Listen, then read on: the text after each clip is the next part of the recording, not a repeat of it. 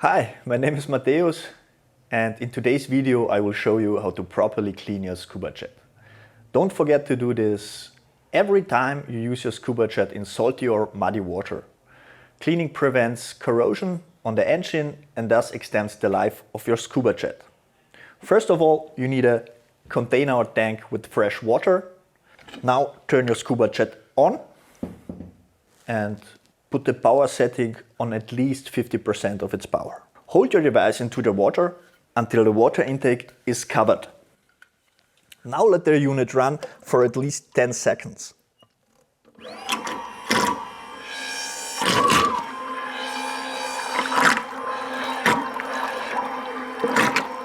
Your scuba jet now cleans itself and rinses out salt water and dirt particles.